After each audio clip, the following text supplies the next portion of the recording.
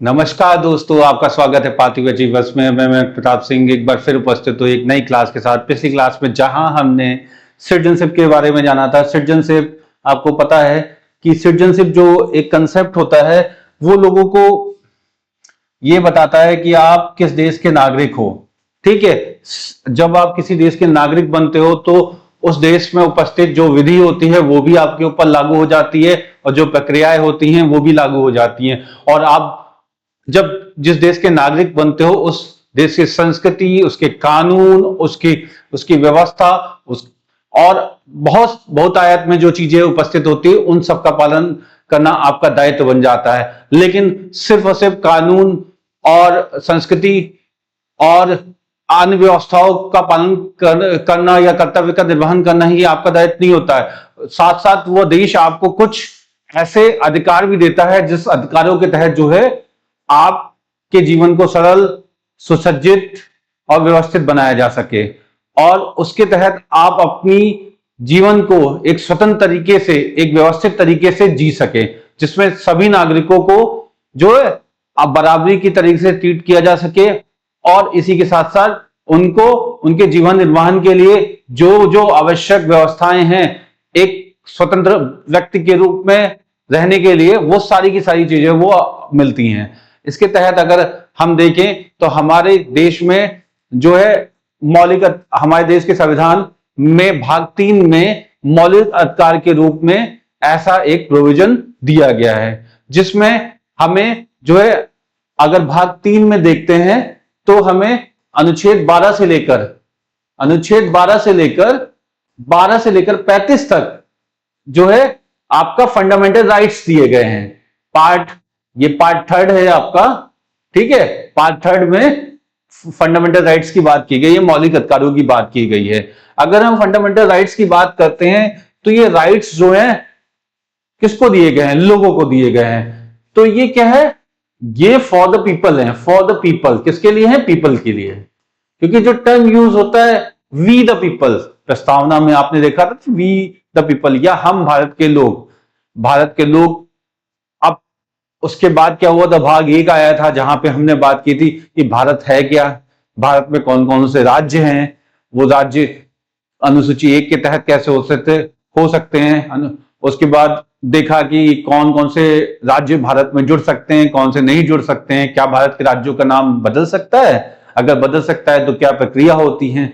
उसके बाद हमने ये देखा कि नागरिकता क्या होती है। नागरिकता अनुच्छेद 5 से लेकर 9 तक ये बताया गया है कि 26 जनवरी 1950 को जब देश आजाद हुआ था तो उस समय कौन नागरिक थे, कौन नागरिक नहीं थे, इस तरह की व्यवस्था की बात की गई थी। लेकिन उसके बाद जब हम आगे बढ़ते हैं तो हम ये देखते हैं कि हमारे संसद को ये अधिकार अनुच्छेद 11 के तहत दिए गए थे कि अब 26 जनवरी 1950 तक के जो लोग थे, जैसे थे, भारत के नागरिक थे या नहीं थे, उसके बाद कौन नागरिक बनेगा, उनके पास क्या अधिकार रहेंगे, इसके लिए विधि बनाने का अधिकार जो है संसद को अनुच्छेद 11 के तहत दे दिया गया था। क्योंकि ये सारे के सारे लोग अब नागरिक हो गए थे तो ये सभी लोग भारत के लोग हो गए थे, यानी द पीपल ऑफ इंडिया हो गए थे। तो इसके तहत अगर हम आगे बढ़ते हैं और देखते हैं तो उस के तहत जो है अब ये जो अधिकार मिल रहे हैं ये किसको मिल रहे हैं? जो ये मौलिक अधिकार दिए जा रहे हैं उन्हीं पीपल्स को दिए जा रहे हैं, यानी उन्हीं लोगों को, भारत के लोगों को दिए जा रहे हैं। किसको दिए जा रहे हैं? भारत के लोगों को। ठीक है, किसके द्वारा दिए जा रहे हैं? भारत के द्वारा। किसके द्वारा दिए जा रहे हैं? भारत के द्वारा। ठीक है, और भारत के द्वारा ठीक है, कौन दे रहा है? भारत के द्वारा दिए जा रहे हैं। भारत में क्या है? भारत राज्यों से मिलकर बना है। तो ये किसके विरुद्ध है? ये राज्यों के विरुद्ध है, राज्यों के विरुद्ध है। ठीक है, क्योंकि राज्य को अपनी मनमानी करने से ये रोकते हैं, ये राज्यों के विरुद्ध है, यानी इट इज अगेंस्ट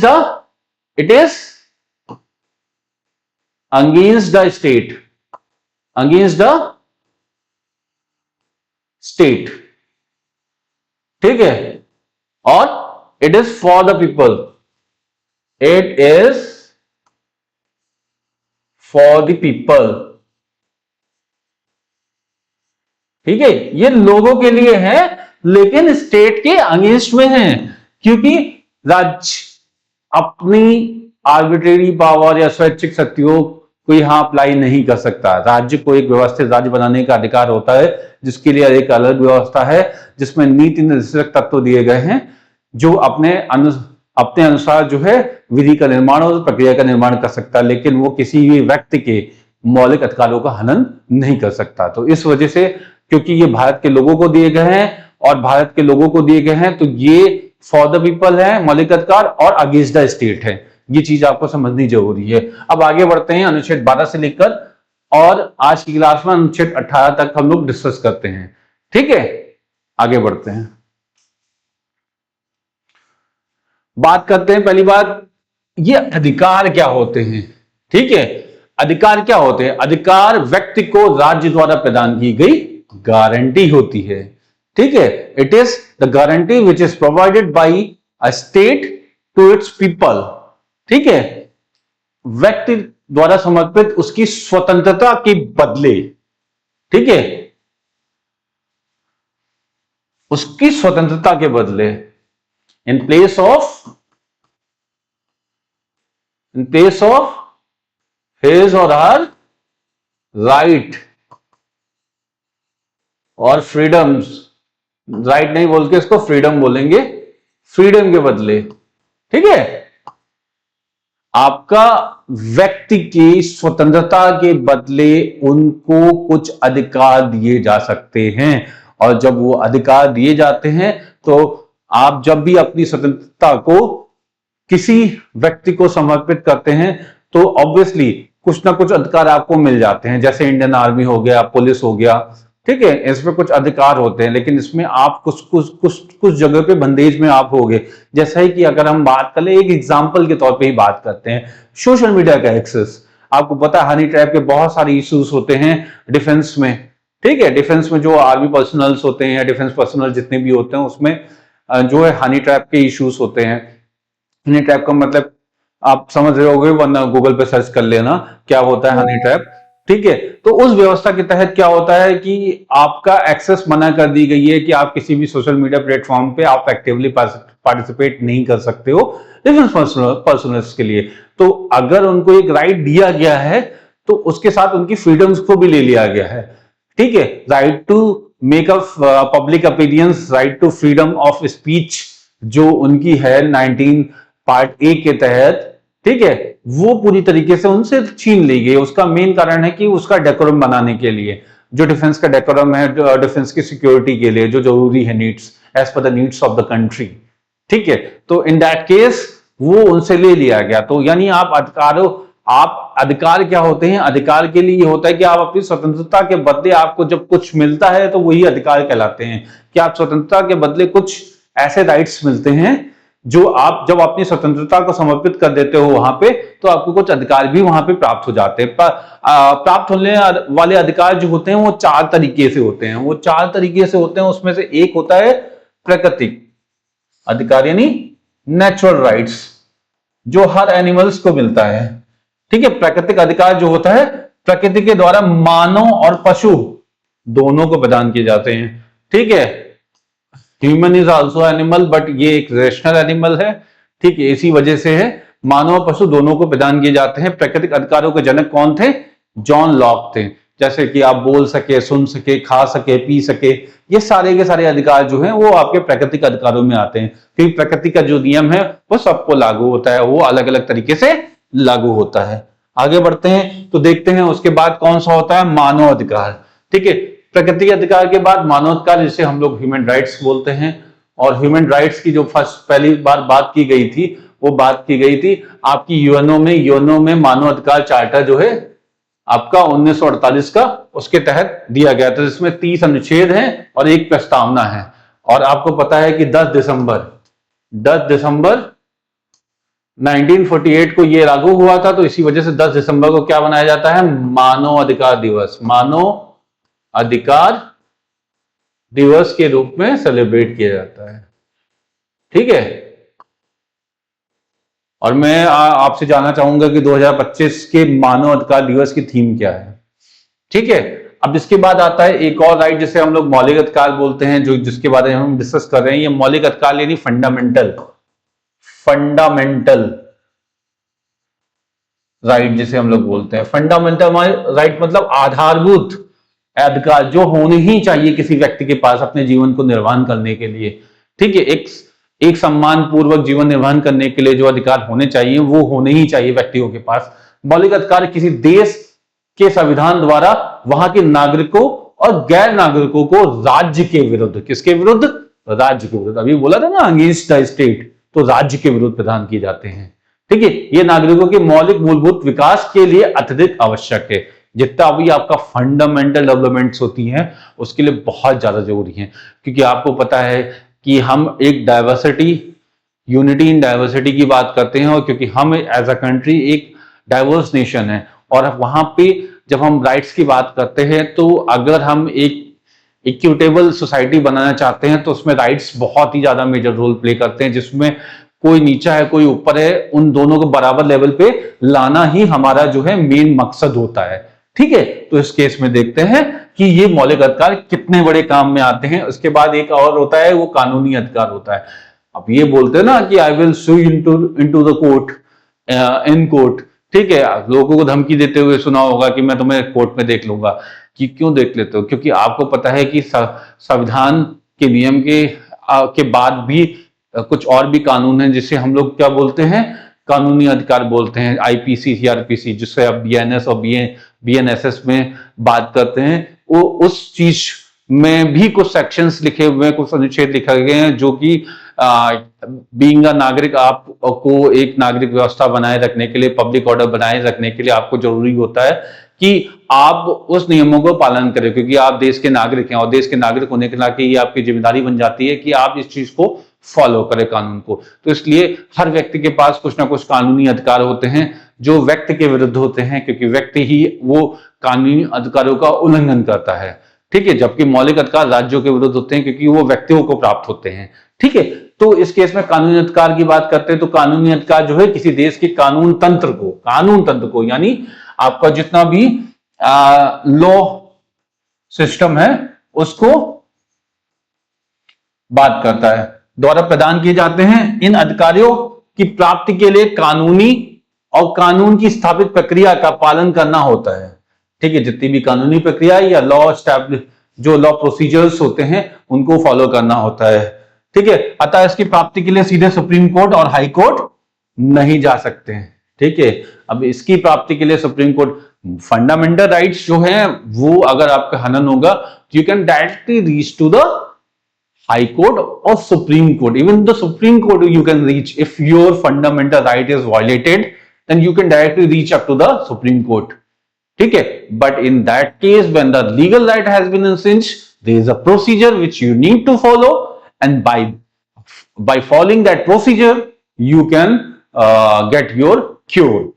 जो रेमेडी होती है वो एक प्रोसीजर के थ्रू आपको मिलेगी। जबकि फंडामेंटल राइट्स में आप आर्टिकल 226 और आर्टिकल 32, ये एससी के लिए है और ये एससी के लिए है, हाई कोर्ट के लिए 226 और इधर 32 के तहत डायरेक्टली रीच कर सकते हो रेस्पेक्टिवली आपका सुप्रीम कोर्ट और हाई कोर्ट। ठीक है, आगे चलते हैं। यानी आपने 4 तरीके की अधिकारों की बात की, जिसमें प्राकृतिक है, मानव है, मौलिक है और कानूनी अधिकार है। चारों को आपने जान लिया, अब आगे बढ़ते हैं। अगर हम मौलिक अधिकारों के इतिहास की बात करें तो सबसे पहला जो मौलिक अधिकारों के बारे में बात की गई वो मैग्ना कार्टा में की गई थी, और मैग्ना कार्टा में की गई थी। ठीक है, मैग्ना कार्टा जो है ये ब्रिटेन का था। कब था? आया था 1215 में आया था। ठीक है, और ये मैग्ना कार्टा जो 2 शब्दों से मिलकर बना हुआ, मैग्ना मतलब बृहद, यानी एक तरीके का दस्तावेज मतलब डॉक्यूमेंट, और ये डॉक्यूमेंट जो था, ठीक है, सॉरी, कार्टा मतलब डॉक्यूमेंट, और मतलब हाईएस्ट या बड़ा। ठीक है, मैग्ना का मतलब होता है मैग्निफाइड वर्ड से बना हुआ, यानी बहुत बड़ा। ठीक है, कार्टा मतलब डॉक्यूमेंट, यानी एक बहुत बड़ा डॉक्यूमेंट। वो किसके लिए? लोगों के लिए, वहां के लोगों के लिए था। क्योंकि यहाँ पे क्या है, मोनार्की है, आपको पता है यहाँ मोनार्की है, और मोनार्की के तहत जो है राजा ने जो है उनकी प्रजा को जो है कुछ अधिकार दिए थे। कि आप आपकी ये पास ये अधिकार है और अब इस अधिकारों के तहत आपके जीवन का निर्वहन किया जा सकता है।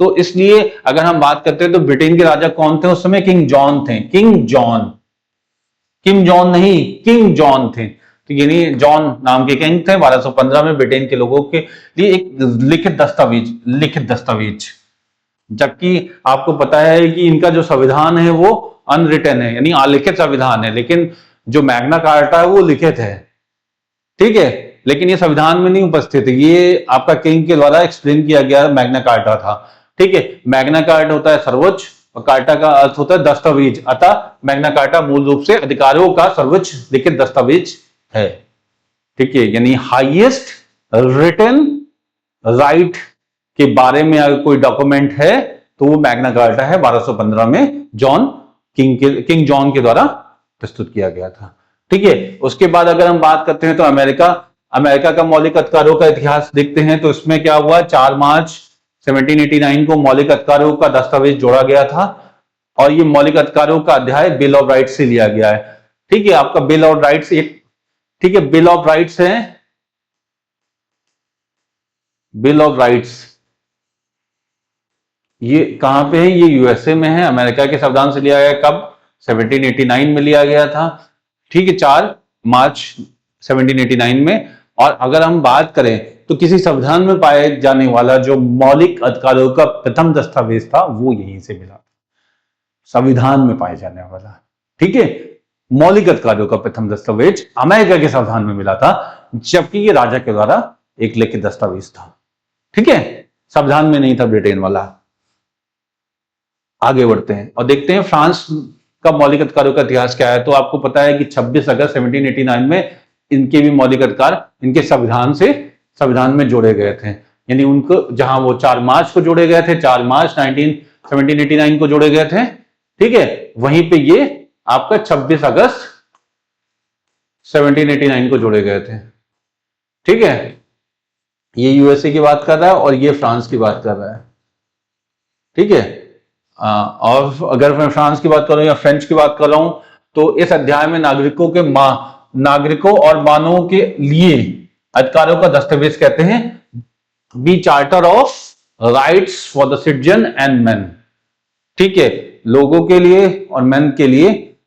अब देखो लोगों और मैन अलग अलग तरीके से हो गए, सिटीजन्स भी थे और जो लोग भी थे वहां पे जो रहते थे उनके लिए भी बात की गई। और अगर भारत के मौलिक अधिकारों का इतिहास देखते हैं, देखो हमने अभी 3 लोगों के मौलिक अधिकारों का इतिहास देख लिया, जिसमें से पहला था ब्रिटेन का मौलिक अधिकारों का इतिहास, जिसको किंग जॉन के द्वारा जो 1215 के तहत 1215 में जो है आपका मैग्ना कार्टा दस्तावेज के तहत एक लिखित अधिकारों के रूप में प्रस्तुत किया गया था। उसके बाद आया आपका अमेरिका का संविधान 4 मार्च 1789 को, उनके संविधान में जो है बिल ऑफ राइट्स के रूप में जो है मौलिक अधिकारों को इंट्रोड्यूस कराया गया था। तो संविधान में पाया जाने वाला पहला जो मौलिक अधिकार दस्तावेज जो था वो अमेरिका के संविधान में था, ठीक है। इसके बाद आया फ्रांस का, जिसको आपको पता है कि 26 अगस्त को जो है ये 1789 में संविधान में जोड़ा गया था। और उसके बाद अगर हम बात करते हैं अब अगला, तो वो भारत में मौलिक अधिकार के इतिहास की बात करता है, जो कि शुरुआत होता है आपका 1895 से स्वराज विधेयक के द्वारा। किसके द्वारा? स्वराज विधेयक के द्वारा। यानी जो स्वराज बिल था, स्वराज बिल कौन लाया था? बीजेटी, बाल गंगाधर तिलक के द्वारा लाया गया था, ठीक है। सबसे पहले मौलिक अधिकारों की मांग रखी गई थी इनके द्वारा ही ली गई। किसके द्वारा?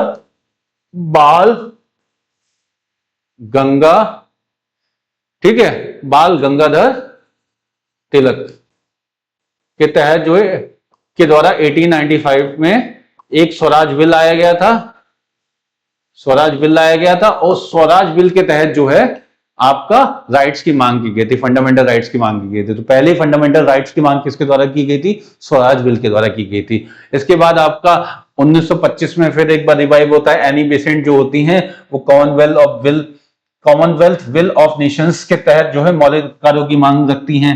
इसके बाद 1928 में अगर हम बात करें तो मोतीलाल नेहरू जो होते हैं, नेहरू रिपोर्ट के तहत मौलिक अधिकारों की मांग रखते हैं, एक लिखित मांग रखते हैं ये, ठीक है। इसके बाद 1931 में अगर कांग्रेस अधिवेशन का जो कराची अधिवेशन था, जिसमें सरदार वल्लभ भाई पटेल ने जो इसकी अध्यक्षता की थी, उसमें भी मौलिक अधिकारों की मांग रखी गई थी। और 1934 में जब हम बात करते हैं तो एक सरकार की संयुक्त समिति थी, उसने सरकार की संयुक्त समिति थी, उसने क्या किया था, इसको रिजेक्ट कर दिया था। जबकि यहां और यहां पे मांग की गई थी, यहां पे ये रिजेक्ट हो गया था। और आगे इसके बाद बात करते हैं तो सेम चीज क्या होती है, अगर सेम चीज क्या होती है कि 1935 के जो भारत सरकार अधिनियम आता है उसमें भी प्रावधान नहीं था मौलिक अधिकारों का। ठीक है, जो भारत शासन अधिनियम आया उसमें भी मौलिक अधिकारों का प्रावधान नहीं था। इसके तहत आपको पता ही चलता है कि ब्रिटेन की कोई मंशा नहीं थी कि भारतीयों को कोई भी मौलिक अधिकार दिया जाए। ठीक है, जबकि उनके देश में उनके लोगों को 1215 से ही मौलिक अधिकार प्राप्त थे बिल ऑफ मैग्ना कार्टा के थ्रू। ठीक है, लेकिन उसके बाद क्या होता है, 1945 में तेज बहादुर सप्रू की एक समिति के तहत जो है मौलिक अधिकारों का विभाजन दो भागों में कर दिया जाता है, इनके द्वारा इंट्रोड्यूस भी किया जाता है और किया जाता है, जिसमें एक बोलता है कि आपका फंडामेंटल राइट्स आएंगे जिसे हम लोग एफआर के रूप में भी रिप्रेजेंट करते हैं, और दूसरा जो होगा नीति निर्देशक तत्व रहेंगे जिसे हम लोग directive principle of state policy बोलते हैं या डीपीएसपी बोलते हैं। ठीक है, डीपीएसपी राज्य के नीति निर्देशक तत्व, यानी राज्य की नीति और उसकी पॉलिसी बनाने में जो भी निर्देश देने यानी डायरेक्शन देने वाले जितने भी आपके एलिमेंट्स होंगे उनको इसमें रखा गया है। तो भारत की आजादी के बाद जो संविधान सभा में भारत के संविधान में मौलिक अधिकारों का विस्तृत प्रावधान किया गया। जो संविधान सभा में जब बातचीत चली तो उसमें मेनली जो है जो एक्चुअलाइज हुआ प्रोसेस वो अंततः इसमें प्रोसेस हुआ, यानी जो संविधान सभा के तहत जब भारत के संविधान में लाया गया तभी ये पिक्चर में आ पाया पूरी तरीके से, वरना इसके बारे में बात होती रही। अगर हम इसको रिकैप करना चाहें तो आपको पता है कि 1895 में बीजेटी के थ्रू जो है स्वराज बिल के तहत जो है पहली बार एफआर की डिमांड की गई। ठीक है, उसके बाद अगर हम देखें तो 1925 में कॉमनवेल्थ ऑफ नेशंस की बैठक में जो है आपका एफआर की डिमांड की गई, किसके द्वारा, एनी बेसेंट के द्वारा। ठीक है, यहां बीजेटी के द्वारा की गई थी, वहां एनी बेसेंट के द्वारा। ठीक है, इसके बाद अगर हम बात करते हैं तो 1928 में आपका मोतीलाल नेहरू के द्वारा की गई। ठीक है, नेहरू रिपोर्ट में 1931 में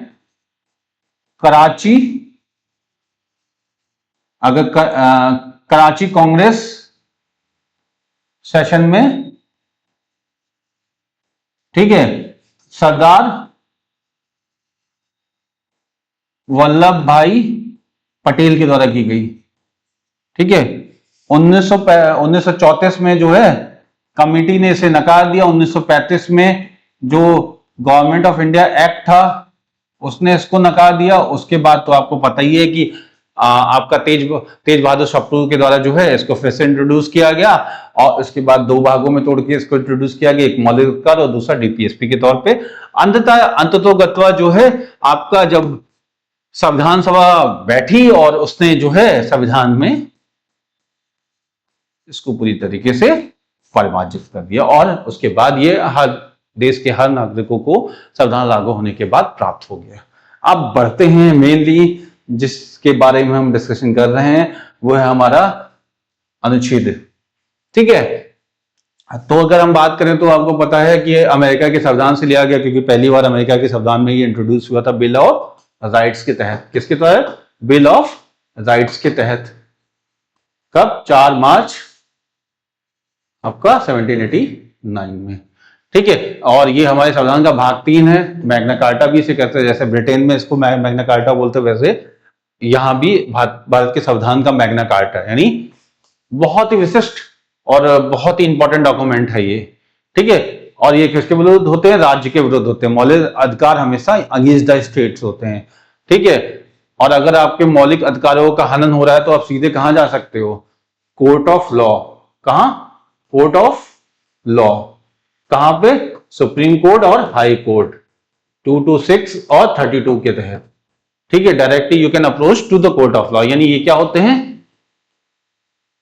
जस्टिसेबल इन नेचर होते हैं। कैसे होते हैं? जस्टिसेबल इन नेचर होते हैं, यानी आप कोर्ट में इसको चैलेंज कर सकते हो, can be challenge in court, can be challenge in court, ठीक है, किसके अगेंस्ट में, अगेंस्ट द स्टेट, ठीक है, अगेंस्ट द स्टेट,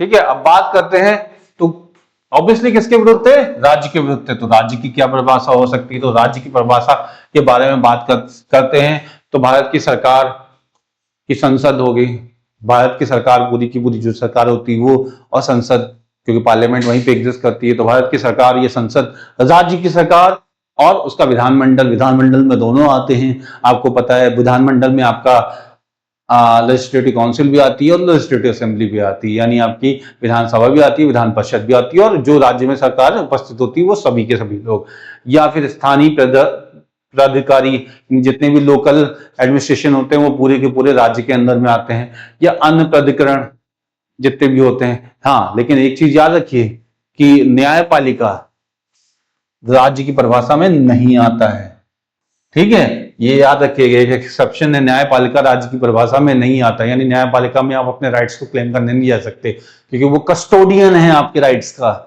ठीक है।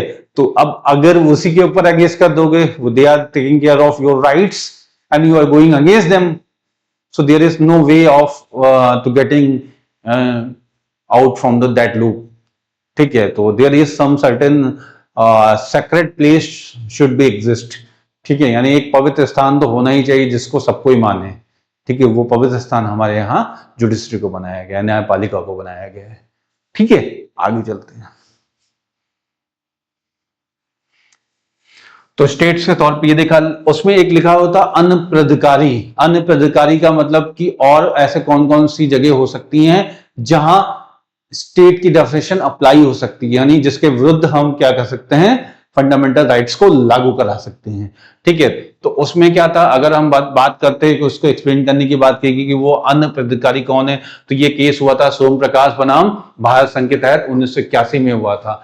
ये केस इतना मैटर नहीं करता, लेकिन जब आप यूपीपीसीएस का या यूपीएससी का एग्जाम देते हैं और उसमें मेंस में अगर आंसर राइटिंग करते हैं तो ये सारी चीजें आपको मेंशन करना जरूरी पड़ जाता है एक अच्छे नंबर पाने के लिए। या कभी कभी जो एग्जाम्स पॉलिटी बेस्ड होते हैं, पॉलिटी मतलब आपकी नागरिक व्यवस्था के बेस पे एग्जाम होते हैं, जैसे यूपीएसआई हो गया या फिर प्रोटोकॉल ऑफिसर राज्यसभा वाला एग्जाम हो गया, इन सब में स्पेशली जो है पॉलिटी के क्वेश्चंस बहुत ज्यादा पूछे जाते हैं। ये इलाहाबाद हाई कोर्ट का एग्जाम हो गया, तो इन सारे एग्जाम्स में ये सारे क्वेश्चंस हियर एंड देयर पूछे जा सकते हैं, सीधे सीधे जो है केस बनाम केस के तहत क्वेश्चन। या ये आपका हो गया आईबीएसआईओ का पेपर हो गया, असिस्टेंट सेंट्रल इंटेलिजेंस ऑफिसर का, ये सारे केसेस पूछे जाते हैं डायरेक्टली एंड इनडायरेक्टली, तो इन चीजों को ध्यान देना है। अदरवाइज अगर आप कोई नॉर्मल ग्रुप डी का एग्जाम दे रहे हैं या फिर आप जो है रेलवे जीडी का दे रहे हैं, तो बस आपको आर्टिकल जानना है कि क्या राज्य हो सकते हैं, क्या राज्य नहीं हो सकते, बस इतना जानना है, इससे ज्यादा अंदर घुसने की जरूरत नहीं है, ठीक है। ये उन लोगों के लिए,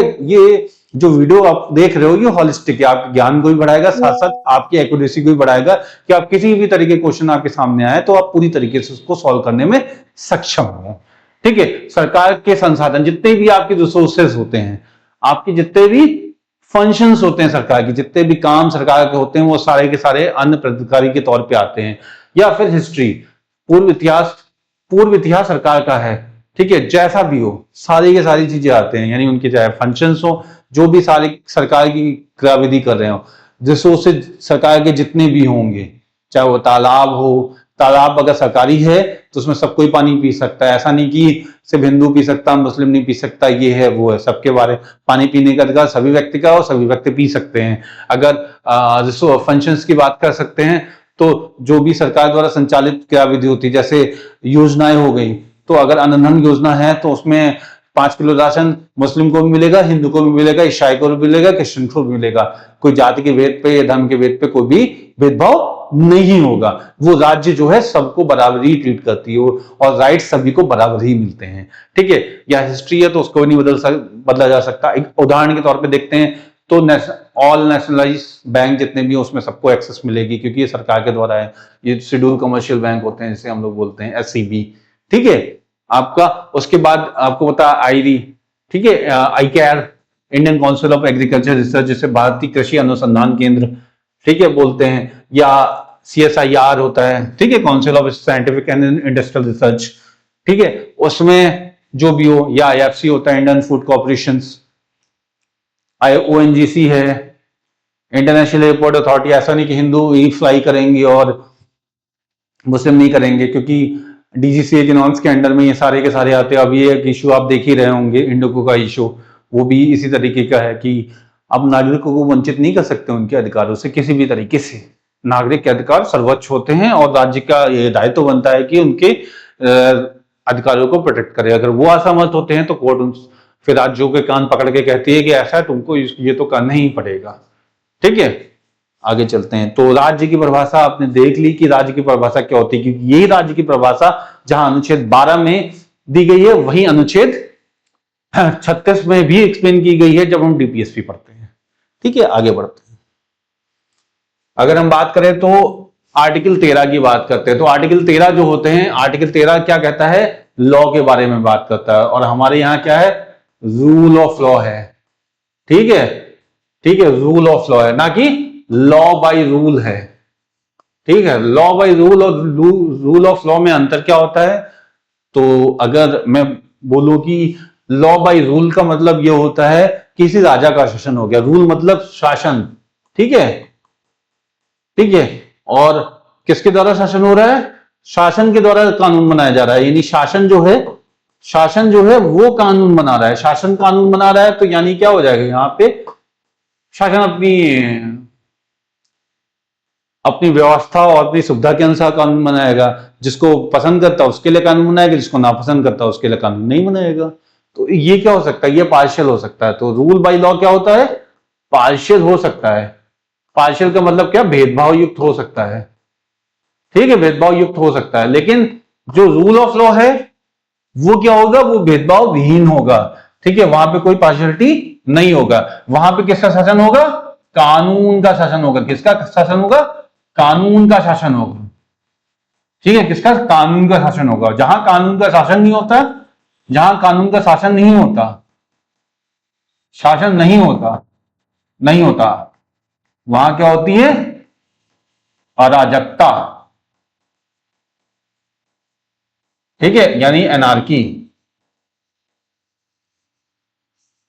ठीक है। एक एनार्की बनने में ज्यादा नहीं होता है। अब आपको पता है कि रूल ऑफ लॉ होगा तो जहां पे कानून का शासन होगा वहां पे सब कुछ व्यवस्थित होगा, और जहां पे कानून का शासन नहीं होगा वहां पे क्या होगा, here the law is right, और when in the case of anarchy there is might is right, यानी जिसके पास ताकत है वही सही है और वही उसके अधिकार है, ठीक है। जिसके पास ज्यादा पैसा है, ताकत है, वही वहां पे सही हो सकता है। तो ये तो हुगलिज्म और गुंडिज्म में जो है ये चीज कैरी आउट हो सकती है कि अराजकता में माइट इज राइट होता है और यहाँ पे लॉ इज राइट होता है। तो हमारे कॉन्टेक्स्ट में क्या है, रूल ऑफ लॉ है और कानून का शासन है, और ये इम्पार्शियल इन नेचर होता है, और यहाँ पे लॉ ही सबसे बड़ा गुंडा है, ठीक है। एग्जाम्पल के तौर पे वो निगेटिव कॉन्नोटेशन नहीं लेना। हाँ, और ये क्यों बात कर रहा हूं लॉ के बारे में, क्योंकि हमने क्या बोला कि फार्म फंडामेंटल राइट्स की बात करें तो हम ये डिफाइन करना चाहते हैं कि ऐसे कोई भी कानून जो फंडामेंटल राइट्स को वायलेट कर रहे हैं वो कानून जो है लागू नहीं होंगे, ठीक है। क्योंकि जो फंडामेंटल राइट्स को आपका वायलेट करेंगे वो सारे के सारे कानून नहीं होंगे। तो अनुच्छेद जो 13 बात करता है वो बात करता है कि लॉ होते क्या क्या है। तो अगर हम बात करें अनुच्छेद 13 के तहत, तो इसके अंतर्गत राज्य के किसी ऐसे कानून का निर्माण नहीं करेगा, यानी कोई भी ऐसे कानून राज्य नहीं बनाएगा जो मौलिक अधिकारों के विरुद्ध हो, ठीक है। इसके पार्ट 1 में देखते हैं अनुच्छेद 13(1) में क्या है, संविधान की पूर्व की विधिया के बारे में, जैसे भी IPC, CRPC इत्यादि हैं, उनके जितने भी प्रावधान होंगे ये सब चेक होंगे, ठीक है। ये जितने भी होते, क्योंकि इसे IPC और CRPC में कानून होते हैं, तो ये कानून भी अगर पहले के हैं तो वो अगर वो फंडामेंटल राइट्स को वायलेट कर रहे होंगे तो वो अनकॉन्स्टिट्यूशनल हो जाएंगे, असंवैधानिक हो जाएंगे, ठीक है। उसी तरह से संविधान के लागू होने के बाद विधियां के बारे में प्रावधान है। यहाँ पे जो जो विधियां बनी है उसके बाद अगर वो फंडामेंटल राइट्स को वायलेट कर रही थी तो वो वहीं पे खत्म हो गई होंगी, ठीक है। तो इसमें उसके बाद की विधियां, उससे पहले की विधियां 13 पार्ट 1 में बात की गई हैं, और 13 पार्ट 3 में ये बात की गई कि विधि की परिभाषा के अंतर्गत क्या क्या आता है, विधि में क्या क्या आता है, कानून में क्या क्या आता है, तो वो अध्यादेश आते हैं, आदेश आते हैं, उपविधियां आती हैं, नियम आते हैं, विनियम आते हैं, अधिसूचनाएं आती हैं, रूढ़ियां आती हैं और प्रथाएं आती हैं। ठीक है, ये सभी की सभी चीजें जो होती हैं वो कानून में आती हैं। कहने का मतलब जितना भी आपके अध्यादेश की बात कर रहा है, अध्यादेश का मतलब क्या होता है, आपका ऑर्डिनेंस, ऑर्डिनेंस। ठीक है, ऑर्डिनेंस जो पास होता है वो आदेश मतलब। हेलो, थोड़ा सा टेक्निकल ग्लिच आ गया था, उसकी वजह से थोड़ी क्लास डिस्टर्ब हुई, उसके लिए मैं क्षमा चाहता हूं। आगे बढ़ते हैं। तो हम बता रहे थे कि विधिया में जो है आपका, विधियों में क्या आता है, जैसे अध्यादेश आते हैं, आदेश आते हैं, उपविधियां आती हैं, नियम आते हैं, विनियम आते हैं, अधिसूचनाएं आती हैं, रूढ़ियां आती हैं और प्रथाएं आती हैं। तो अगर उसके तहत अगर हम देखते हैं विधि की परिभाषा के अंतर्गत, तो अध्यादेश जिसे हम लोग क्या बोलते हैं, ऑर्डिनेंस बोलते हैं। ठीक है, आदेश को हम लोग क्या बोलते हैं, आपका ऑर्डर बोलते हैं। ठीक है, उपविधियां जो होती है सब लॉस होते हैं, नियम जो होते हैं वो रूल होते हैं, विनियम जो होते हैं आपका, अधिसूचनाएं जो होती हैं आपकी विगत, अधिसूचनाएं जो होते सर्कुलर्स होते हैं। ठीक है, कुछ कस्टम्स होते हैं, कुछ ट्रेडिशंस होते हैं।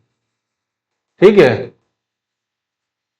विनियम अगर मैं बोलूं तो ये एक तरह से रेगुलेशंस, विनियम का मतलब होता है रेगुलेशंस। जैसे आपके रेगुलेटरी बॉडीज होती हैं, जैसे आरबीआई है, फाइनेंस रेगुलेटरी बॉडी है, बैंकिंग के तहत जो है, उसी तरह से भी है वो आपका एक्सचेंज बोर्ड ऑफ इंडिया के जितने भी आपके तहत होते हैं वो रेगुलेटरी बॉडी है। तो ये सारे विनियम्स के तहत आते हैं, इन रेगुलेशन के तहत आते हैं। तो ऑर्डिनेंस, ऑर्डर, सब loss, rules, regulation, circular, customs और ट्रेडिशंस, ये सारे के सारे किसके तहत आती हैं, विधि के तहत आती हैं। आगे चलते हैं तो बात करते हैं दो ऐसी चीजें जो लागू की गई थी अनुच्छेद 13 के तहत। उसमें एक था पृथक्करणी का सिद्धांत, जिसे डॉक्ट्राइन ऑफ सेवरेबिलिटी बोलते हैं। इसके तहत ये होता है कि वो सारे के सारे कानून आपके, वो सारे के सारे कानून, जिस कानून के तहत आपके फंडामेंटल राइट्स का वायलेशन हो रहा होगा, तो उसमें उस कानून के तहत उतने कानून को क्या कर लिया जाएगा, पृथक कर लिया जाएगा, अलग कर दिया जाएगा, जिसमें फंडामेंटल राइट्स का वायलेशन हो रहा है। पूरे के पूरे कानून को खत्म नहीं किया जाएगा, सिर्फ उतने भाग को खत्म कर लिया जाएगा जितने भाग से कानून का वायलेशन हो रहा है, और इंटैक्ट रखते हैं, संपूर्ण विधि को इंटैक्ट रखते हैं, यानी संपूर्ण विधि खत्म नहीं होगी, सिर्फ उतना ही भाग उसका खत्म होगा जो अवैध घोषित किया गया हो। ठीक है, ये चीज होती है। आगे बढ़ते हैं और देखते हैं तो इसके तहत क्या होता है। इसके तहत होता है आपका दूसरा, जो पहला पार्ट था वो डॉक्ट्राइन ऑफ सेवरेबिलिटी की बात करता है, और ये जो बात करता है ये बात करता है डॉक्ट्राइन ऑफ एक्लिप्स की। ठीक है, तो डॉक्ट्राइन ऑफ एक्लिप्स में क्या होता है, जैसे चंद्र ग्रहण, इसे एक्लिप्स का मतलब होता है ग्रहण। तो इसमें क्या होता है कि जैसे एक कानून है, लॉ है, ठीक है, तो लॉ में कुछ लॉ ऐसा हो रहा होगा, जैसे ये एक लॉ है और ये क्या कर रहा है, ये फंडामेंटल राइट्स है। ठीक है, फंडामेंटल राइट्स है। तो फंडामेंटल राइट्स में क्या हो रहा है कि अगर फंडामेंटल राइट्स है और ये लॉ है और वो एक दूसरे में सुपर इंपोज हो रहे हैं, तो उतना भाग, जितना भाग जो है आपका फंडामेंटल राइट्स जो है उस लॉ का, जितना भाग जो है फंडामेंटल राइट्स जो है उसका ग्रहण कर रहा है, उतना भाग क्या हो जाएगा, उस लॉ का खत्म हो जाएगा। ठीक है, इसका मतलब हो गया कि डॉक्ट्राइन ऑफ एक्लिप्स के तहत अगर कोई कानून ऐसा लागू हुआ है जो फंडामेंटल राइट्स के का वायलेशन कर रहा है, और उस लॉ को, ठीक है, उस लॉ को डिफाइन करने के लिए एक तरीके से हम मानते हैं कि अगर वो लॉ जो है पूरी तरीके से लागू है और उस लॉ में कुछ ऐसे पार्ट्स हैं जो फंडामेंटल राइट्स को वायलेट कर रहे हैं, तो फंडामेंटल राइट्स का वो पार्ट जो उस लॉ को वायलेट कर रहा है उसको ढक लेगा और रेस्ट ऑफ द लॉ लागू कर लेगा। लेकिन अगर वो उस लॉ में वो पार्ट बहुत मेजर पार्ट है, तो पूरा का पूरा लॉ ही खत्म हो जाएगा। ठीक है, ये चीज है। अब अनुच्छेद 13 का पार्ट 4 में जो बात की गई, ये बाद में लेटर में लाया गया था। अनुच्छेद 13 का पॉइंट 4, इसमें क्या हुआ था कि आपका लॉ के डेफिनेशन के तहत फंडामेंटल राइट्स जो है लोगों को बहुत ही ज्यादा राज्य के विरुद्ध जो है दिए गए थे। तो ऑब्वियसली पता है कि राज्य को शासित करने वाले जो राजनेता होते हैं उनको ये चीज नागवार गुजर रही थी। और इसी के केस में अगर हम देखते हैं तो इंदिरा गांधी के समय में 24वां संविधान संशोधन 1971 में हुआ था।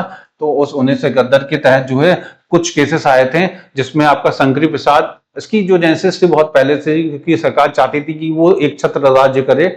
हर किसी को फीलिंग होती है राजा बनने की, लेकिन उस राजा बनने के बीच में ये फंडामेंटल राइट्स बहुत ही आपका मुश्किलें प्रदान करते हैं क्योंकि राज्य के विरुद्ध होते हैं। ठीक है, शंकरी प्रसाद बनाम भारत सरकार जो केस आया था 1951 में, इसके तहत जो है सुप्रीम कोर्ट में संविधान संशोधन की विधि की परिभाषा नहीं माना। यानी जो संविधान संशोधन था वो विधि नहीं है, यानी जो भी अभी संविधान में संशोधन होंगे वो कानून नहीं है। इसलिए जो भी संशोधन हुई वाली चीजें होंगी वो सीधे सीधे डायरेक्टली एप्लीकेबल हो जाएंगी लोगों के ऊपर। तो इसमें क्योंकि विधि नहीं माना, और आपको पता है कि विधि जो भी फंडामेंटल राइट्स को वायलेट करेंगे, अगर वो विधि की डेफिनेशन में आते हैं तो वो कानून होंगी, और जो लॉ होंगी, और जो लॉ फंडामेंटल राइट्स को वायलेट करता है वो खत्म हो जाता है। तो इन्होंने कहा कि ऐसा है जो भी अमेंडमेंट करेंगे वो लॉ होगा ही नहीं। तो शंकरी प्रसाद केस में क्या है, जो अमेंडमेंट होगा 1951 में वो लॉ होगा ही नहीं। उसके बाद क्या सज्जन सिंह केस हुआ 1965 में, इसमें भी क्या किया गया, आपका संविधान संशोधन को विधि की परिभाषा नहीं माना। ठीक है, इसके बाद क्या हुआ, इसके बाद हुआ गोलकनाथ केस कब 1967 में, जिसने क्या है संविधान संशोधन को विधि की परिभाषा के अंतर्गत माना। यानी एक लैंडमार्क जजमेंट ये आ गया जिसमें क्या बोला गया कि संविधान संशोधन को विधि के अंतर्गत संविधान संशोधन को विधि माना गया। अब क्योंकि ये बात नागवार गुजरी कि अब संविधान संशोधन को पहले नहीं माना जा रहा था, बाद में माना जाने लग गया विधि, इसके तहत लोगों के पास अब राइट्स आ गए कि वो भी कानून माना जाएगा, और वो जो कानून बनाया गया संशोधन के तहत वो लोगों पे लागू हो जाएगा। लोगों पर लागू होने के साथ साथ राज्य पे भी लागू होगा, और राज्य अब बाधित हो जाएगा कि क्योंकि वो लॉ जो फंडामेंटल राइट्स को वायलेट करेगा वो अनकॉन्स्टिट्यूशनल हो जाएगा। ठीक है, तो इस केस में अब क्या किया जाएगा, तो अब सरकार ने किया कि सरकार ने 24वां संविधान संशोधन लाया, और 1971 में कहा कि अनुच्छेद 13 के 4 में जोड़ दिया, जिसमें कहा गया कि संविधान संशोधन को विधि के तहत नहीं माना जाएगा। अब इसके तहत क्या बोला गया कि संविधान संशोधन को विधि के तहत नहीं माना जाएगा। लेकिन अगर हम इस चीज को देखते हैं तो आगे क्या होती है क्रोनोलॉजी, उसमें यह होता है कि आपका केशवानंद भारती केस आता है। केशवानंद भारती केस जो होते हैं 1973 में एक केस आता है केशवानंद भारती केस, जिसमें क्या है सुप्रीम कोर्ट ने यह कहा कि संविधान संशोधन को विधि नहीं माना, परंतु मूलभूत ढांचे का सिद्धांत पेश किया। उसको विधि नहीं माना इसमें भी, लेकिन मूलभूत ढांचे का सिद्धांत इसने प्रस्तुत कर दिया। तो इसके तहत क्या हुआ कि संसद संविधान संशोधन के माध्यम से मूलभूत ढांचे को प्रभावित नहीं कर सकता। यानी आपका बेसिक स्ट्रक्चर ऑफ कॉन्स्टिट्यूशन को उसने इंट्रोड्यूस कर दिया, किसमें, आपका केशवानंद भारती केस में। केशवानंद भारती केस में बेसिक स्ट्रक्चर इसमें बोल दिया गया कि जो भी कॉन्स्टिट्यूशनल अमेंडमेंट्स होंगे वो लॉ नहीं होंगे, लेकिन बेसिक स्ट्रक्चर के तहत अगर वो आते हैं तो वो अनकॉन्स्टिट्यूशन हो जाएंगे। अगर बेसिक स्ट्रक्चर ऑफ कॉन्स्टिट्यूशन यानी जो मूलभूत ढांचा है जिसके तहत एक संविधान जिस उद्देश्य से बनाया गया, अगर उसको इंपैक्ट कर रहे होंगे तो वो ऐसे ही ऑटोमेटिक जो है अनकॉन्स्टिट्यूशनल हो जाएंगे। और ये जो definition basic structure of constitution में क्या मूलभूत ढांचे में आएगा क्या नहीं आएगा, इसकी सुप्रीम पावर एक ही के पास है, वो सुप्रीम कोर्ट ऑफ इंडिया के पास है। And why, because he is the custodian of constitution. ठीक है, अब बात करते हैं अनुच्छेद की। तो जो अनुच्छेद अलग अलग तरीके से आए हुए हैं उसमें, अब पहले में हमने बात की स्टेट्स कौन हो सकते हैं, दूसरे में हमने बात की कि विधि क्या हो सकती है, उस विधि के तहत कैसे कैसे क्या क्या डेवलपमेंट हुआ वो आपने अभी देखा। अब बात करते हैं ग्रुप ऑफ आर्टिकल्स की जो अलग अलग तरह के अधिकारों के बारे में बात करते हैं। अगर अनुच्छेद 14 से 18 की बात करें तो ये समानता के अधिकार की बात करते हैं। अनुच्छेद 19 से 22 की बात करें तो ये स्वतंत्रता के अधिकार की बात करते हैं। 23-24 शोषण के विरुद्ध अधिकार की बात करते हैं। 25 से 28 जो होते हैं वो धार्मिक स्वतंत्रता के अधिकार की बात करते हैं, और 29-30 जो होते हैं शिक्षा एवं संस्कृति के अधिकार की बात करते हैं। अनुच्छेद 32 जो है संवैधानिक उपचारों का अधिकार की बात करते हैं। अंग्रेजी में देखें तो ये आपका इक्वालिटी लॉ जो है राइट टू इक्वालिटी की बात करता है, राइट टू इक्वालिटी की बात करता है। ठीक है, ये राइट टू फ्रीडम की बात करता है। ठीक है, ये राइट अगेंस्ट एक्सप्लॉयटेशन की बात करता है, एक्सप्लॉयटेशन की बात करता है, ठीक है। ये रिलीजियस फ्रीडम की बात करता है, रिलीजियस फ्रीडम की बात करता है, ठीक है। ये आपका एजुकेशन और कल्चरल राइट्स की बात करता है, एजुकेशन एंड कल्चरल राइट की बात करता है। और ये जो है आपका कॉन्स्टिट्यूशन रेमेडीज की बात करता है, कॉन्स्टिट्यूशनल रेमेडी की बात करता है। अब जो आज हम पढ़ने वाले हैं वो पढ़ेंगे समानता के अधिकार, यानी आर्टिकल 14 टू 18 की बात करते हैं। और अगर हम बात करते हैं अनुच्छेद 14 की बात करते हैं तो उसमें दो प्रावधान है। अगर अनुच्छेद 14 की बात करेंगे तो एक होते हैं equality before law, equality before law, और दूसरा होता है equal protection of law, equal protection of law की बात होती है, ठीक है। तो दोनों विधियों को देखते हैं। और इस विधि के तहत अगर हम देख रहे हैं तो विधि के समक्ष समानता की बात करते हैं तो ये ब्रिटेन से लिया गया है, ठीक है। इक्वालिटी बिफोर लॉ जो है वो ब्रिटेन से लिया गया है, डाइसी के द्वारा, एबी डाइसी का सिद्धांत था। और इसमें यह बताया गया कि विधियां सभी के लिए समान है और एक नकारात्मक सिद्धांत है।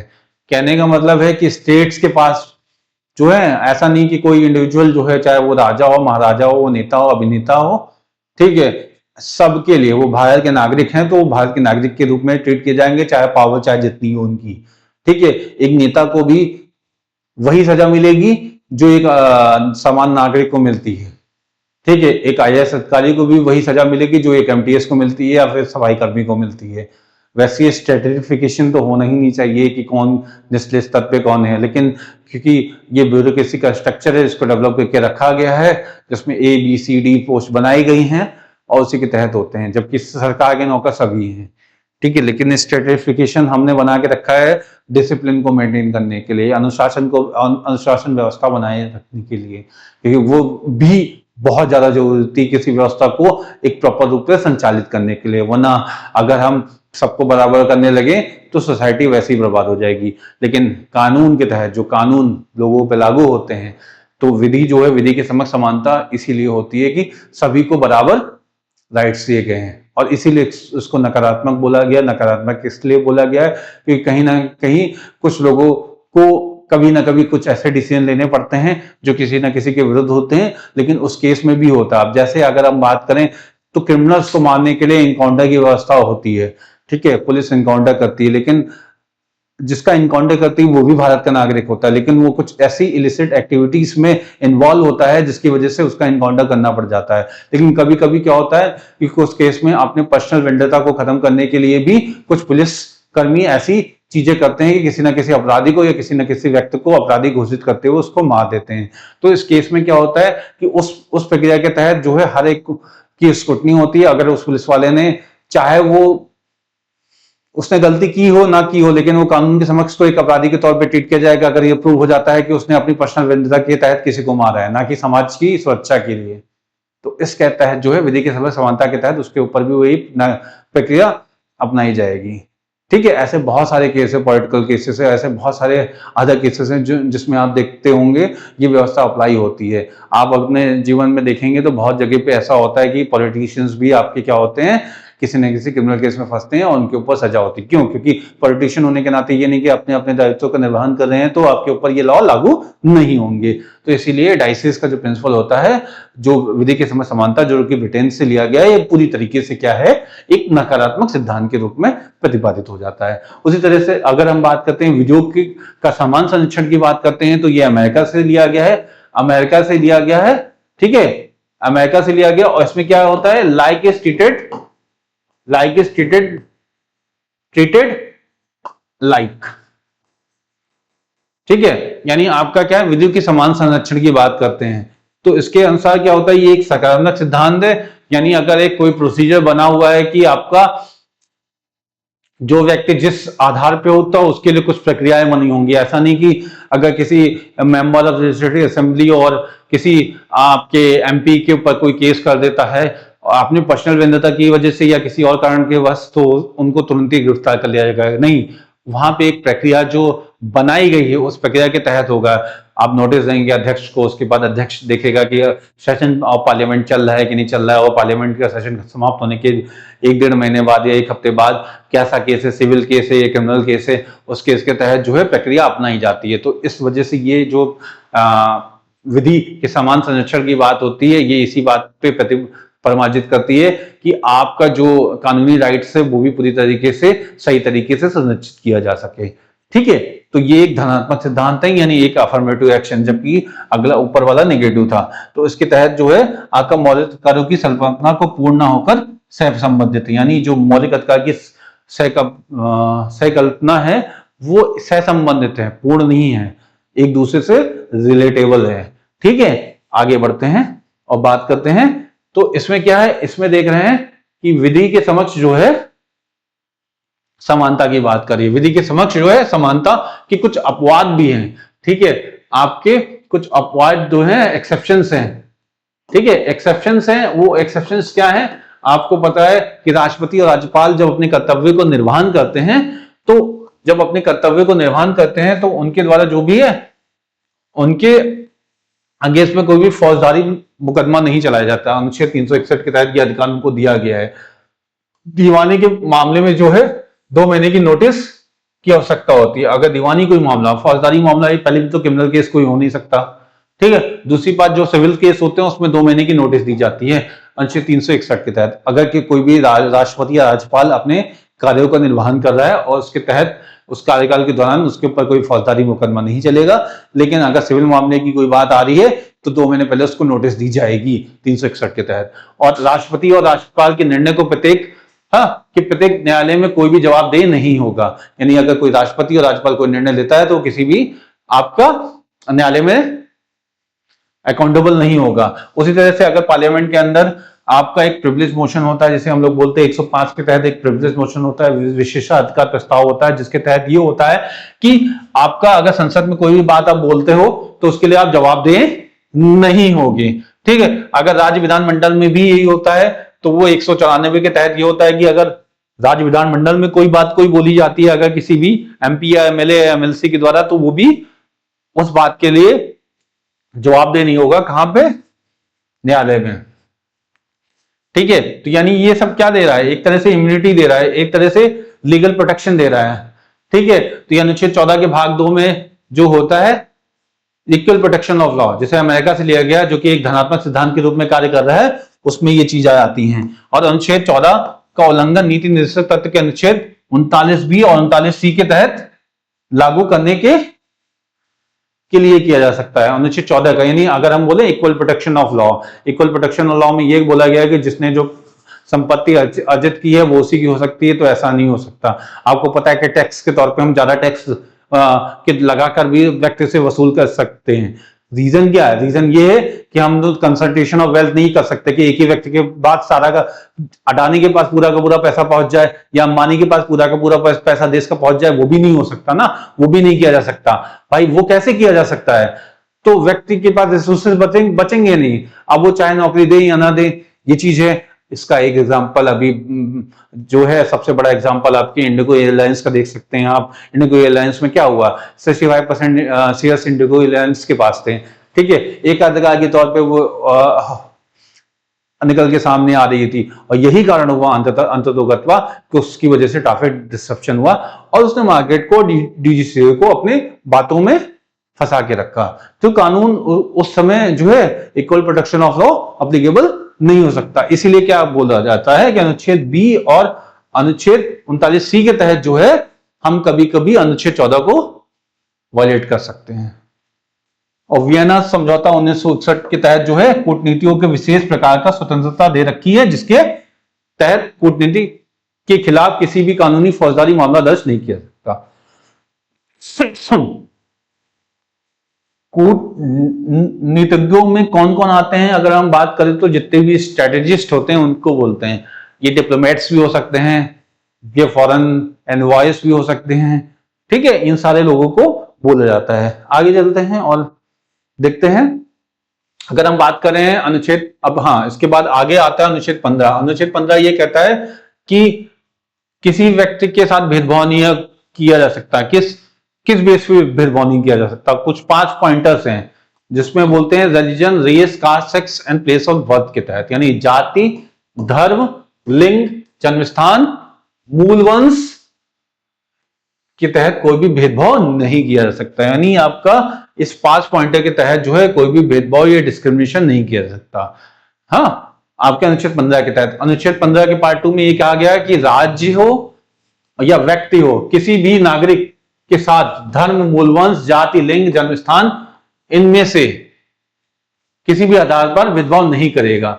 अब इसके तहत ये भी हो सकता है, चाहे दुकान में जाना हो, चाहे वो सार्वजनिक भोजनालय में जाना हो, या होटल में जाना हो, या सार्वजनिक मनोरंजन के स्थानों पर प्रवेश करने में भी भेदभाव नहीं हो सकता।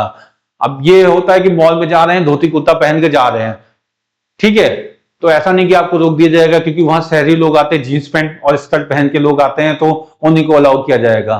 ठीक है, ऐसी व्यवस्था नहीं हो सकती। हाँ, लेकिन किसी किसी जगह पे ड्रेस कोड अप्लाई होता है, तो वहां ड्रेस कोड के साथ ही जाना आवश्यक होता है। तो ड्रेस कोड सबके लिए भी यूनिवर्सली अप्लाई होता है, तो आपको भी अप्लाई होगा। अदरवाइज ऐसा नहीं कि आपको होटल में भोजन नहीं करने दिया जाएगा। ठीक है, जैसे किसी ने नाम रख दिया पंडित भोजनालय, ठीक है, ठाकुर भोजनालय, इसका ये मतलब नहीं कि वहां पे पंडित और ठाकुर ही जा सकते हैं, वहां पे सब कोई सर्वधर्म समाज के जा सकते हैं और अपना भोजन कर सकते हैं, अगर वो सरकार के द्वारा फंडेड है और अगर वो पब्लिक को कैटर कर रहा है, तो ऑब्वियसली वहां पे आपका भी अधिकार बनता है कि आप वहां जा सकते हैं। अगर आपको आपके अधिकारों का हनन होता है तो आप कोर्ट ऑफ लॉ में जाके उसको इंप्लीमेंट करा सकते हैं। ठीक है, पूर्णता या अंशतः राजविधि से पोषित कुओं, तालाबों, सार्वजनिक समागम के स्थलों के उपयोग में भेदभाव नहीं होगा। यानी अगर कुआं तालाब होते हैं, तो अगर आपको याद होगा कि ऐसे बहुत सारे केसेस आपने देखे होंगे अलग अलग जगह पे, जहां पे गांव में एक सर्टेन जाति के लोगों को जो है कुआं या तालाबों को यूज करने के लिए प्रतिबंधित किया गया होगा। जब वो पुलिस के पास जाते हैं तो उनको उनके अधिकारों के तहत जो है उनको उनके लिए व्यवस्था बनाई जाती है, उस कुएं का उपयोग कराया जाता है जिस कुओं को अभी किसी सर्टेन की जाति या जाति के लोगों ने अपने अधिकार में ले रखा था। ठीक है, अगर ये भी पुलिस भी करने में सक्षम होती है तो वो कोर्ट जाते हैं और कोर्ट के द्वारा इसको इम्प्लीमेंट कराते हैं, क्योंकि वो सरकार के द्वारा संचालित है, तो उस पर सभी का अधिकार है। ठीक है, ना कि आप बांग्लादेशी हो, ना बांग्लादेशी नहीं, सॉरी माफ कीजिएगा, पार्डन माय वर्ड्स, बांग्लादेशी नहीं, ना कि आप जो है आसाम के हो या किसी और राज्य के हो, या आप उत्तर भारत के हो, आप मराठी नहीं हो, तो इन सारे के तहत जो है आपका प्लेस ऑफ बर्थ के तहत आपको जो है डिस्क्रिमिनेट किया जाएगा। ठीक है, अनुच्छेद 15 पार्ट 3 ये बोलता है कि कुछ अपवाद भी बनाए गए हैं। अपवाद इसलिए बनाए गए हैं क्योंकि जिनको रियलाइज नहीं हो पाता कि उनके अधिकार क्या है और वो सीधे सीधे डायरेक्टली इंपैक्ट नहीं कर पाते हैं, उनके लिए। जैसे बच्चे हो सकते हैं, बच्चे को ही नहीं पता कि कुछ बच्चे होते हैं जिनको अभी रियलाइज नहीं हो पाता है कि वो अपने अधिकारों के बारे में कैसे लड़ सके। जैसे बूढ़े होते हैं, उनको नहीं रियलाइज हो पाता है कि वो अधिकारों के बारे में कैसे लड़ सके, क्योंकि उस समय उनके पास इतनी शक्ति नहीं होती। या महिलाओं के लिए भी, क्योंकि हमारी सोसाइटी पैट्रियार्कल रही है और महिलाएं अपनी बात रेज नहीं कर पाती, इसलिए सरकार को कुछ ऐसी व्यवस्था बनाई गई है जिसमें उनके अधिकारों को बिना उनकी वॉइस रेज किए बिना ही उनको उनके अधिकार उनको दिए जा सके। इसलिए सरकार ने कुछ अपवाद भी ला के रखे हुए हैं। उस अपवाद के तहत जो है अनुच्छेद 15 के पार्ट 3 लाया गया है। इसमें राज्य के महिला और बच्चों के लिए विशेष प्रावधान बनाए गए हैं। अगर आप बात करोगे तो विमेंस पार्क भी बनाए गए, ऑल विमेंस पार्क भी बनाए गए, चिल्ड्रन पार्क बनाए गए हैं, ओल्ड एज जो है पार्क बनाए गए हैं जिसमें बूढ़े लोग जा सकते हैं, जवान नहीं जा सकते हैं। महिलाओं के लिए एक अलग से पार्क बना दिया है, बच्चों के लिए एक अलग से पार्क बनाया गया है। ये सारी व्यवस्थाएं पब्लिक के नियमों के तहत जो है अलग हटकर, जो ऑल इंक्लूसिव ना बना के सर्टेन लोगों के लिए बनाई गई हैं। और इसके साथ साथ अगर आप बात करें तो मातृत्व लाभ अधिनियम 1961 है, या घरेलू हिंसा संरक्षण अधिनियम 2005 है, महिला आयोग की स्थापना, पुरुष आयोग की स्थापना के बारे में लोग बोलते हैं, लेकिन महिला आयोग की स्थापना आपका 1992 में की गई थी, 92-93 में, ठीक है, की जा चुकी है। उसका मेन मकसद यही था कि वीमेंस के राइट का रियलाइजेशन को हो सके। ठीक है, इसके बाद आगे बढ़ते हैं और देखते हैं। तो कुछ केसेस हैं जिनको हम अच्छी तरह से देखते हैं। उसमें एक जो इंपॉर्टेंट लैंडमार्क केस है 1951 का वो है चंपाकरण दोराई राजन बना मद्रास राज्य का। इसमें क्या किया गया, इसमें राज्य की सांप्रदायिक यानी कम्युनल ऑर्डर के खिलाफ जो है चंपकम दोराई राजन ने सुप्रीम कोर्ट में एक केस किया, जिसमें अनुच्छेद 15A के तहत और 29 को आय के उल्लंघन का हवाला दिया और अनुच्छेद 46 का हवाला दिया। यानी जो अनुच्छेद 15 पार्ट ए है जिसमें religion, race, caste, sex and place of birth के बेस पे जो है वायलेशन नहीं किया जा सकता। अनुच्छेद 29 के तहत जो मिनोरिटी के केस में आपका जो है वायलेशन नहीं हो सकता, और अनुच्छेद 46 में SC ST और विमेंस के लिए जो है आपका एजुकेशन स्टैंडर्ड्स को प्रिजर्व करने की बात की गई है।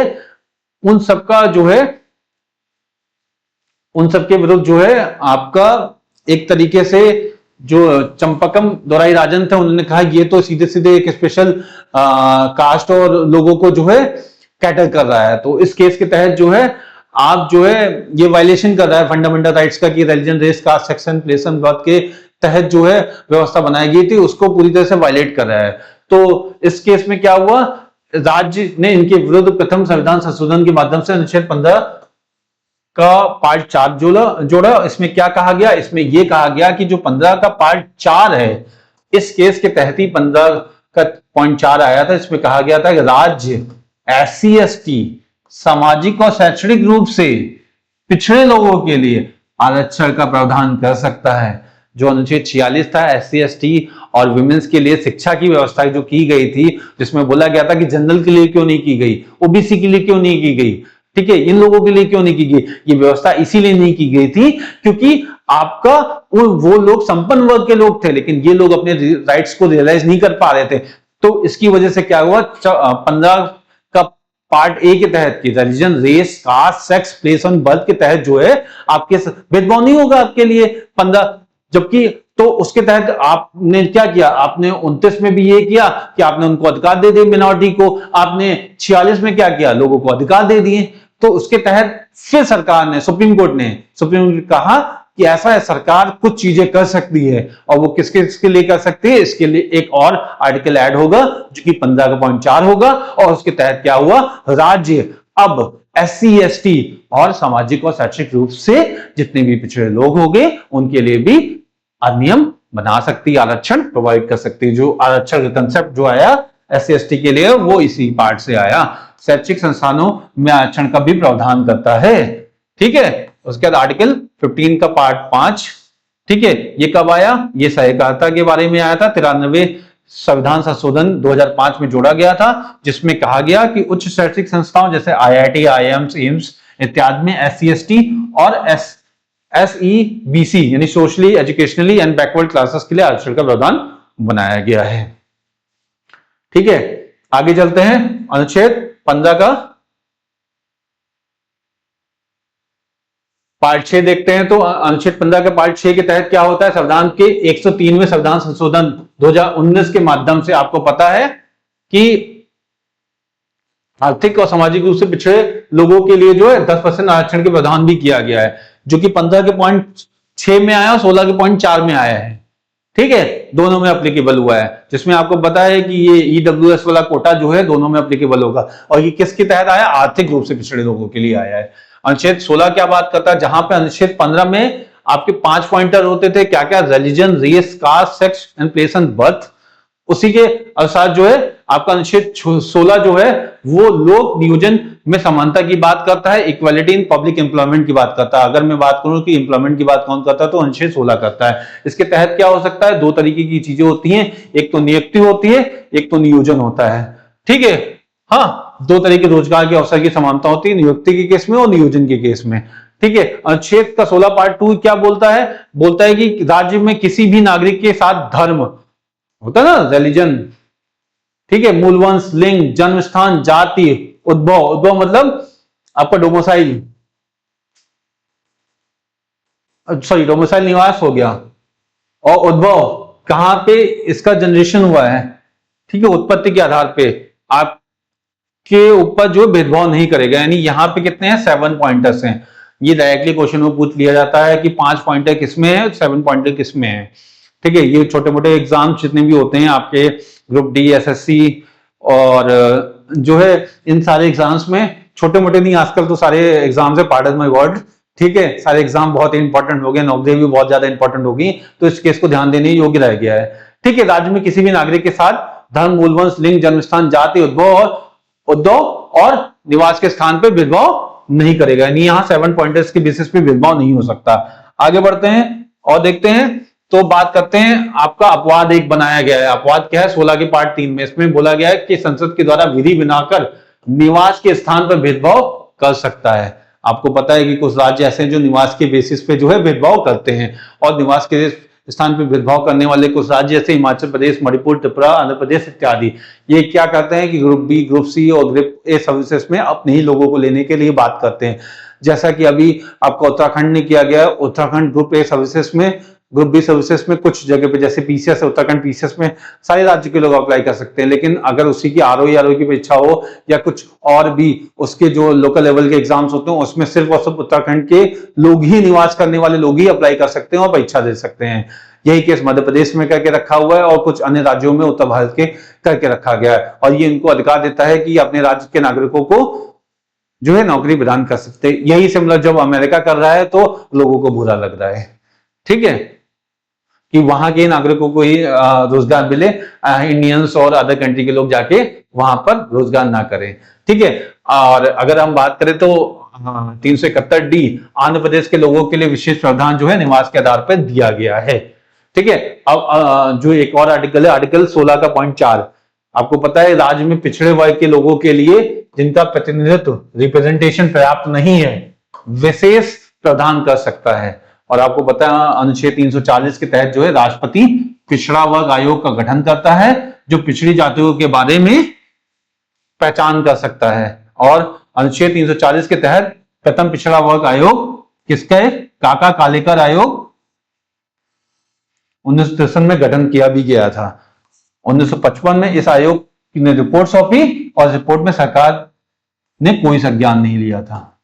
ठीक है, और जब संज्ञान नहीं लेगा तो आगे क्या घटना होगी? आगे घटना यह होगी कि 1955 में रिपोर्ट, जब 1953 में काका कालेकर आयोग बना पिछड़ा वर्ग आयोग के लिए, और जब उन्होंने रिपोर्ट सौंपी उस रिपोर्ट को फॉलो अप नहीं किया गया, तो 1979 में जब जनता सरकार आती है, जनता सरकार ने क्या किया? बीपी मंडल के तहत जो एक आयोग का गठन किया। पहले काका कालेकर आयोग था, दूसरा कौन था? मंडल आयोग था। इस आयोग ने जो है 1918 में अपनी रिपोर्ट सौंपी। इस रिपोर्ट में 3743 जातियों को पिछड़ा कहा गया, जो कि किस तरीके से थे? सामाजिक और शैक्षिक रूप आधार पे जो है सोशली और एजुकेशनली बैकवर्ड कास्ट थी, ना कि इकोनॉमिकली। ठीक है, फिर बीपी मंडल का आयोग की रिपोर्ट जो है 1990 में जो वैभव प्रताप सिंह या वीपी सिंह की सरकार ने लागू किया और ओबीसी को 27% रिजर्वेशन का आरक्षण दिया।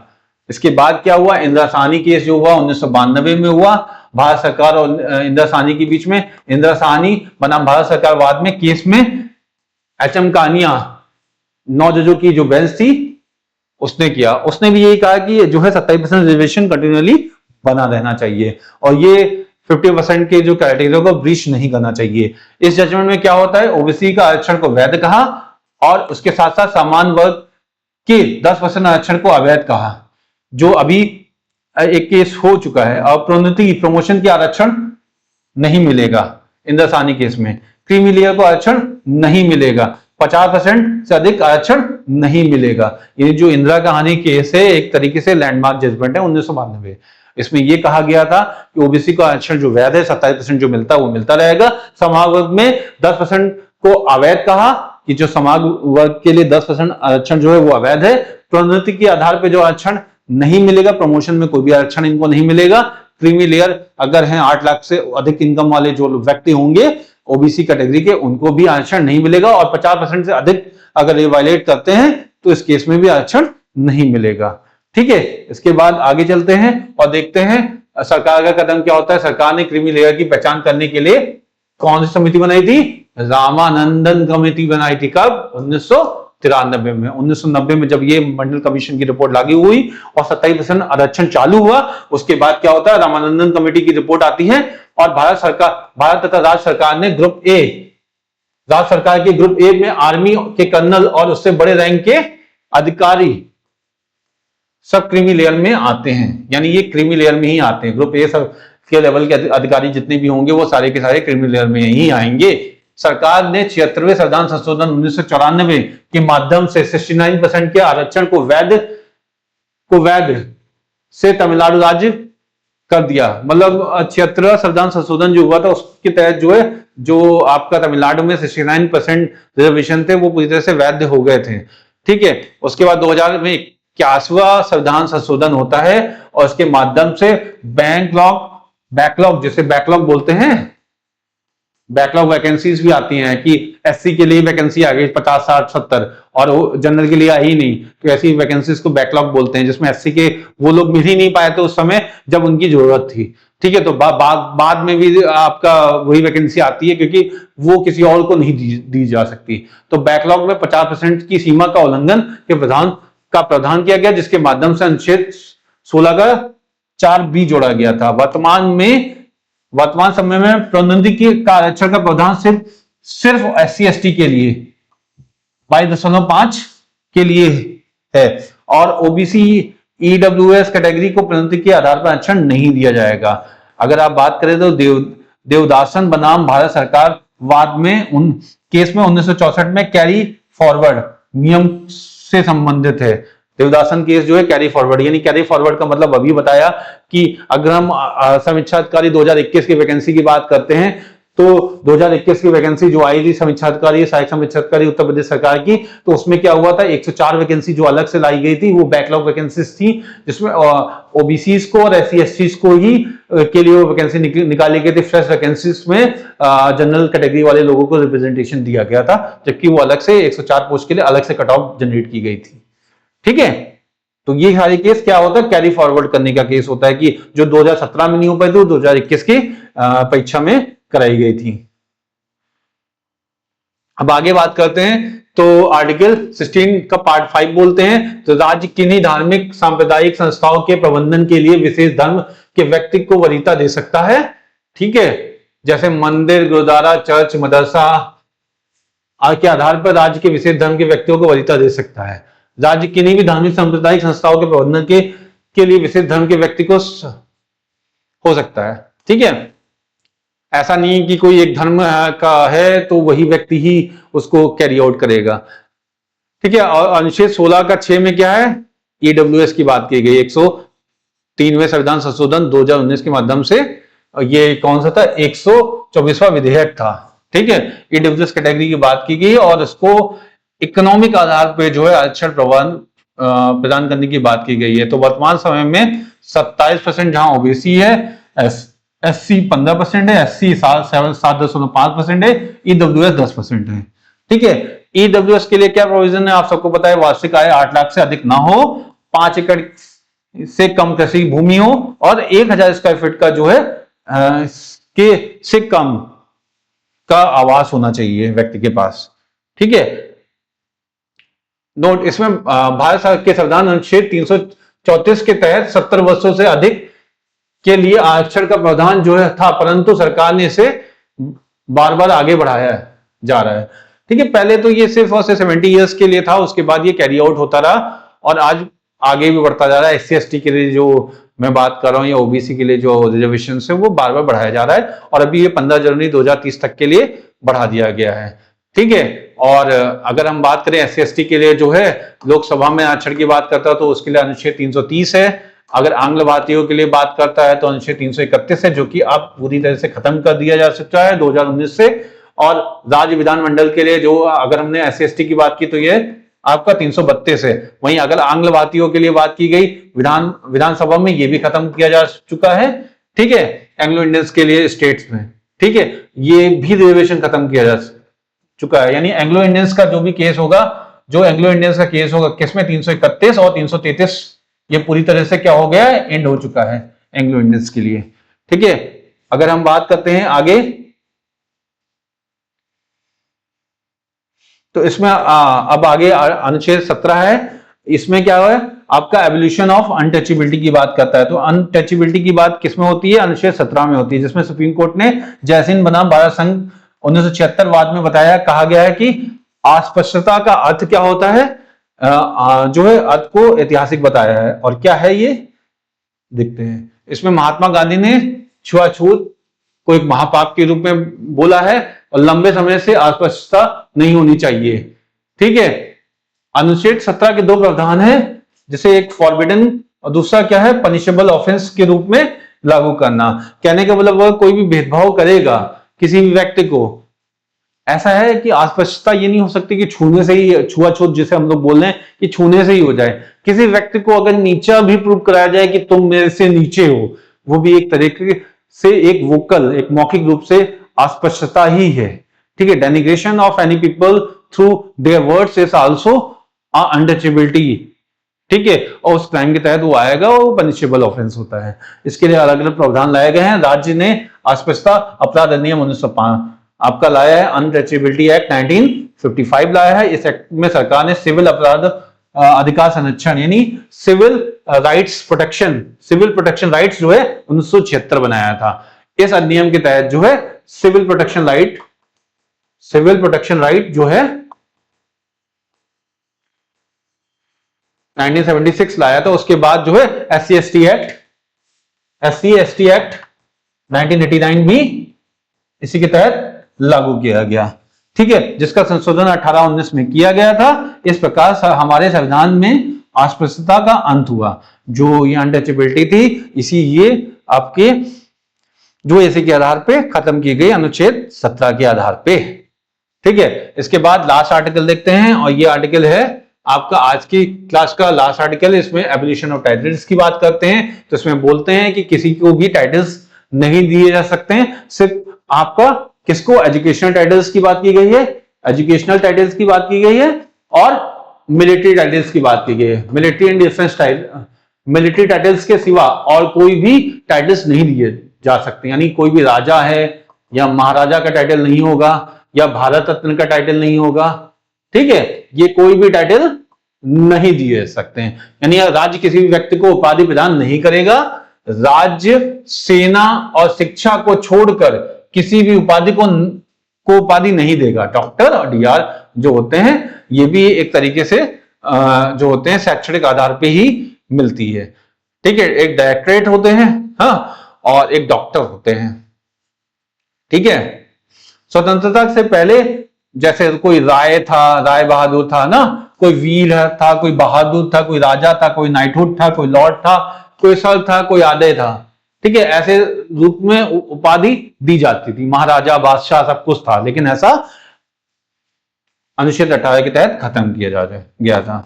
ठीक है। एबोलिशन ऑफ टाइटल्स के तहत। और राज्य जो है सिर्फ सेना या शिक्षा के सिवाय कोई उपाधि प्रदान नहीं करेगा।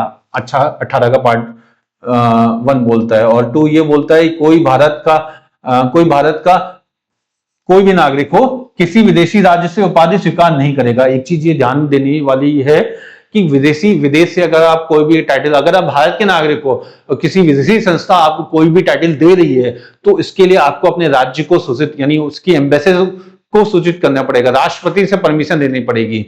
ठीक है। कि आप वो टाइटल ले या ना ले, इसके लिए आपको राष्ट्रपति से परमिशन लेनी पड़ती है। और डायरेक्टली आप परमिशन लेने तो जाओगे नहीं। आप क्या करोगे, आप उस राष्ट्र में उपस्थित भारतीय एम्बेसी को इन्फॉर्म करोगे कि भाई हम ये टाइटल लेने वाले हैं, हमें अनुमति प्रदान की गई। उस प्रोसेस के तहत वो अनुमति प्रदान करते हैं। उसके बाद ही आप टाइटल ले सकते हो। अगर आपने ऐसे ले लिया तो आप क्राइसिस में आओगे, क्योंकि आपको वो लेने का अधिकार नहीं है। ये इंपॉर्टेंट एक आर्टिकल है। आर्टिकल अगर 18 का पार्ट 3 देखते हैं, तो कोई विदेशी जो राज्य के अधीन लाभ के पद पर कार्य कर रहा है, राष्ट्रपति की सहमति के बिना उपाधि धारण नहीं करेगा। ठीक है ना, वही चीज है। ठीक है। 18 का पॉइंट 4 ये बोलता है कोई व्यक्ति चाहे वह भारतीय हो, विदेशी, यदि राज्य के अधीन लाभ के पद पर धारण करता है तो राष्ट्रपति की सहमति के बिना भेंट उपलब्ध नहीं कराएगा। मोदी को कितने सारे टाइटल्स मिलते हैं। हाँ, अलग अलग राज्य जो है अलग अलग तरीके से जो है अपने टाइटल्स दे रहे हैं। ठीक है। तो ये भी अगर करंट अफेयर में आप लोग पढ़ते होंगे तो 28 से 29 टाइटल्स हो चुके हैं जो भारत के प्रधानमंत्री नरेंद्र मोदी को दिए गए हैं। अब वो सारे के सारे, क्योंकि वो लाभ के पद पे भारत के प्रधानमंत्री हैं, तो वो राष्ट्रपति की अनुमति के बिना वो टाइटल नहीं एक्सेप्ट कर सकते। ऑब्वियसली वो प्रोसीजर फॉलो करते होंगे, तभी उनको वो राइट्स मिल रहे होंगे। ठीक है। अगर हम भारत नोट के तौर पे देखें तो भारत की उपाधियां, भारत में उपाधियों का अंत जो है किसके द्वारा हुआ था? सी राजगोपालाचारी ने किया था। ठीक है, इसमें क्या हुआ था? सबसे पहले क्या हुआ था? 1954 में जो है पद्म पुरस्कार की शुरुआत की गई थी, जिसके द्वारा इसको उपाधि के अंतर्गत नहीं रखा गया था। ठीक है, ये जो है आपको पद्म पुरस्कार दिए जाते हैं, लेकिन ये उपाधि के तौर पे नहीं गिने जा रहे थे। इसी के साथ जो है एक मैराथन क्लास फंडामेंटल राइट्स की आपकी खत्म होती है। इसमें कुछ क्वेश्चंस हैं, इन क्वेश्चंस को जरा देखिएगा। हम थोड़ी देर रुक के आपको बोल दे रहे हैं कि निम्नलिखित में से कौन संविधान के अनुच्छेद 12 के अंतर्गत राज्य है? तो कौन होगा?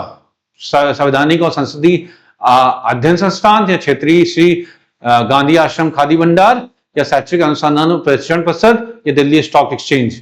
इसमें से क्या राज्य नहीं है?